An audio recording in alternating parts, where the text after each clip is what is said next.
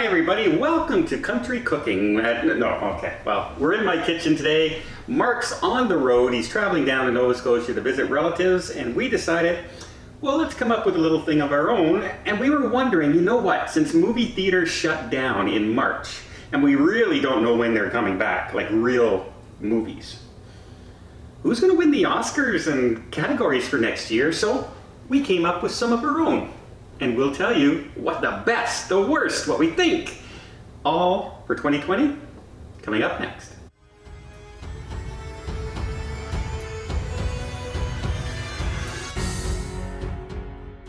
All right, Paul, you have some of the categories. We're each going to give which ones we think. They're going to be categories that you're not normally going to see in most Oscar presentations, but next year's Oscars may be different from anything we're used to seeing. So what's our first category? Okay, for the Critical Mass Movie Awards, the first category is Best Acting in a Bad Movie. Best Acting in a Bad Movie. Okay. My nomination is Margot Robbie in Birds of Prey. I really didn't like Birds of Prey too much. I thought it went all over the place. I didn't really like the villains in the movie. They seemed very gratuitous, and it just... There were so many things missing. They made such a great character with her character. She portrays it so well, and she is definitely the right person for that role. However, the movie itself was terrible. So I'll give her Best Actress in a really bad movie. Yeah, like I didn't really like the movie. I liked her in the movie. I don't think they did her character right in the movie. No. But I thought she pulled it off. But she still nails it. Okay. My nomination is going to be The Way Back. Ben Affleck. Ben Affleck made that movie. I don't know if you saw a review of it, but Ben Affleck did an amazing job. Unfortunately, I got a lot of flack for not really liking the movie. It was about a serious subject matter, alcoholism, and a lot of people relate to it and have gone through life experiences. That's amazing that they want to highlight that in a movie. The movie itself, I don't think did the topic justice, but Ben Affleck was epic. Mm-hmm. I don't know, like... He's come a long way since Rounders. Not Rounders, what did I say, Rounders? The first movie, Goodwill Hunting.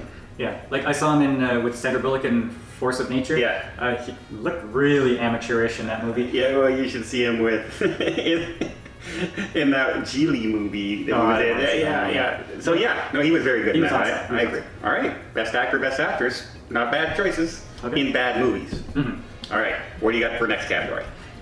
Worst acting in a good movie. Worst acting in a good movie. And that's tough. That's tough. Well, you go first. Give me yours. I went first last time. I had to really think about this. Yeah, because it's not easy with what came out this year. And I said Bad Boys for Life. Okay. Bad Boys for Life, a lot of people really liked the movie. I was so-so on it, but I can see it was well made.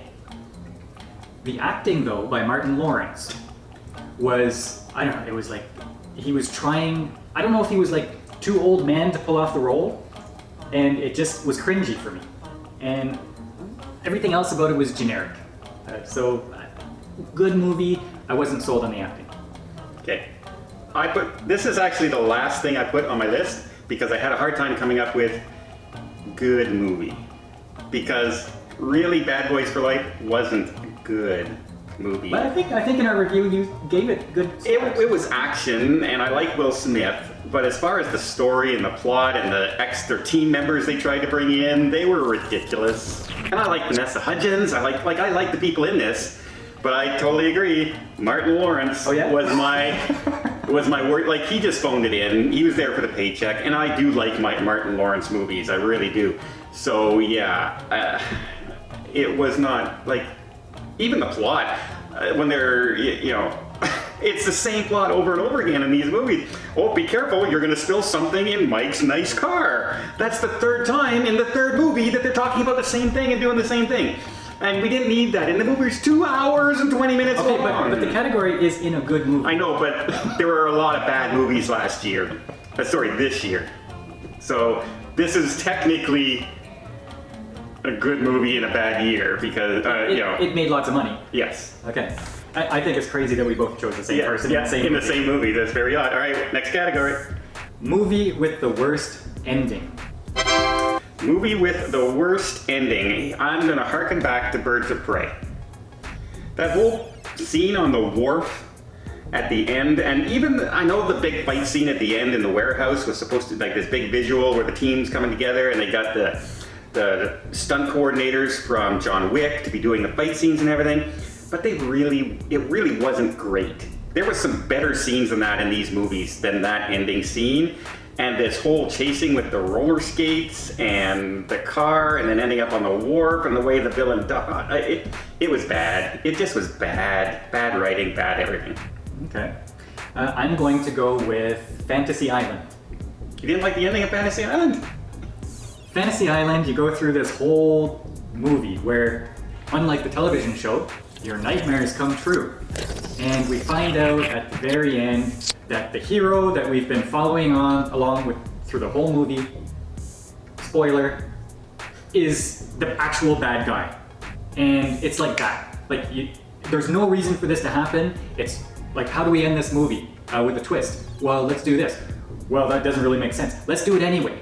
And it was so bad, I felt betrayed. I sat through the whole movie and I said, what? They didn't just do that. They didn't just do that, and they did it, and it sucked really bad. Okay. Would you agree? I did. Yeah, it's right up there. Although, it was even a worse movie than Birds of Prey. So that's why I really hated the ending of Birds of Prey. Okay, yeah. Okay, next category. Next category. Aren't these fun categories? The best surprise movie. Best surprise movie for me this year was Sonic. After the rough start, when they first put out the very first trailer that everybody hated and was razzing on because of the look of Sonic, it turned out to be this very fun, lighthearted, well-acted movie. Were there flaws? Yeah, but it's flaws in just a fun, easygoing movie. And, you know, the actors did their... Jim Carrey was back to his old form, I thought, in this movie. And it wasn't cringy. It wasn't cringy, Jim Carrey. It was, I remember Jim Carrey now. That's why he's so great. And so I was pleasant. I went in there going, this is gonna be bad. And it wasn't. I was very happy with Sonic the Hedgehog. Okay, that's a good one. I went with The Hunt. Okay. I heard they were talking a lot about it last year, and it's like, oh, you have left-wingers going out and hunting right-wingers, and it's very anti-political correctness, and when we went to see it, it was actually fairly well-balanced politically. Yes, ultra-violent. The subject matter is a little triggering maybe to some people who are weirdos, but I laughed through it. It had interesting action visuals. I cheered for the heroine. She did a really good job acting in this. And I did not expect to like it as much as I did. Like, I really liked this movie. Yeah, I've watched it several times since then, too. I also like they subvert your expectations right at the beginning of the movie because they introduce you to a fairly well-known actress and you're following her along and you're going, oh, okay, here we go. And because you don't really know who's starring in this movie, it's so low-key. There was not a lot of advertising for this movie. Well, something happens to her that you're totally not expecting, and it turns like this. And I love that. That's how you subvert my expectation. Yeah, like for the first 10 minutes, I don't know who we're supposed to follow. Exactly. And there are a lot of cameo people in this, like people you recognize, you know them from other things. Are they in it long? Who knows? I'm not going to tell you. But trust me, it was a hilarious movie. And I had no problems with the acting. I had no problems with the plot, the storylines. It was just, yeah. If you're a snowflake and you are triggered or outraged, you're looking for things to be angry at, give this one a pass. But if you're a fairly calm person who can just take things with a grain of salt, this was an amazing movie. Yeah, and they make fun of everybody, not just one political spectrum. So, yeah, put your politics aside and just watch it for what it is. I guess that's easy for us in Canada because we don't care about politics. Yeah. So, there you go. All right. Worst movie surprise. Worst movie surprise? Fantasy Island. I thought, all this time I saw, Fantasy Island is coming in 2020. I loved Fantasy Island. I used to watch Ricardo Montalban all the time. The plane, it's gonna be great. Nothing to do with Fantasy Island. It was a stupid horror movie, and a bad horror movie at that. At no point in this movie did I get scared. At no point in this movie was I intrigued. At no point was I falling in love with the characters. If you're going to do Fantasy Island, you're going to make it a horror film, give us Fantasy Island where it's horror, not little fluffy stuff around here and there and try and throw in this plot. It was ridiculous. Ridiculously bad. Okay, I agree with that. Yeah. My choice, and you're probably not going to agree with this, Okay. is Bloodshot. Because we started... It's your first surprise? It is. A Vin Diesel movie? We started the year doing a video with most anticipated movies of 2020. And I don't think this was my most anticipated movie, but I was looking forward to it because, okay, Bloodshot is going to be a new hero, one of the lower tier heroes, and maybe they're going to start a franchise. It had a lot of interesting, I don't know, Groundhog Day things to it. So I could get behind this. And then when we saw the movie, it was not good. Really? It just wasn't, like, nothing memorable about it. I was kind of, like, angry after I got it. But come on, you gotta get home. I wanna go home. I just gotta get home. Can't wait to get home. Yeah, just take out the word family and put home. From every Fast and Furious movie ever.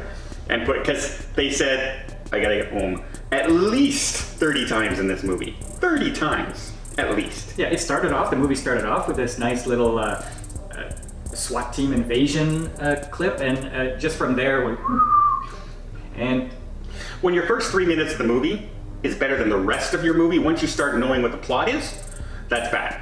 I'm pretty sure there's not going to be a sequel. So that's my worst surprise. Well, there may be a sequel, but I won't go see it. I don't think there's going to be a sequel. All right, category. Actually, a normal category. Best visuals. Best visuals. So I said best visuals instead of best cinematography, or best CGI, or best animation. It's all in there. It's yeah, because if you went just one or the other, you're pretty limited to Bloodshot, Sonic, depending on what category you're looking at. All right, what do you got first? I'm first. I guess fine. Best visuals, Greyhound. I was looking at Greyhound. Greyhound is the Tom Hanks movie, World War II, where he's captaining a sub-destroyer and protecting a convoy against German U-boats. Now, it was direct to streaming. Mm-hmm. It was supposed to go to theater. Yeah, but they can't, obviously. And the visuals of the ocean slamming against the ships, that was just, I felt it was real. Now, apparently, the only time they were on a ship was on this casino barge on the Mississippi for about 2 weeks of filming, and the rest of the time was on a soundstage. But if that's the case, this was amazing. Like, these visuals made me think I was in a stormy ocean.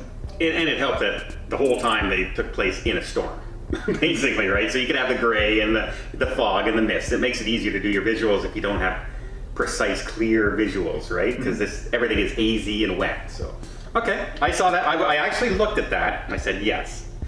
But I went with a movie that's kind of odd for best visuals, but I'm gonna put The Invisible Man.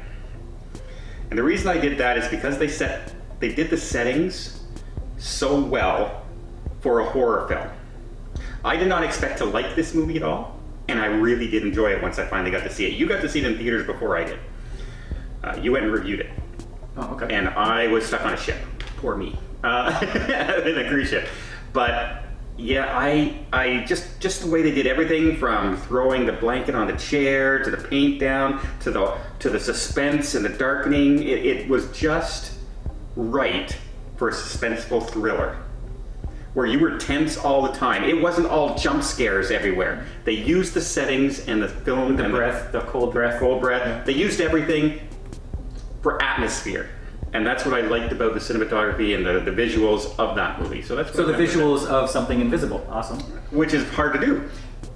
I knew there was an invisible person there. The one criticism I have is that, yes, the bad person is invisible, but they're flinging things around. Spoiler alert. They're flinging things around kind of like their super strength. Yeah, I don't know where he got the super strength from it, at some point. So- like holding her up against the wall. Throwing her across the room. Yeah. I don't know. They didn't tell us. Maybe there's cybertronics in that suit because it's a suit Maybe. that gives them invisibility. It's not. He doesn't drink it and becomes invisible. Okay. But that's It's what I like. acceptable. It's an acceptable choice. Considering the movie's choices we had, I think it was very acceptable.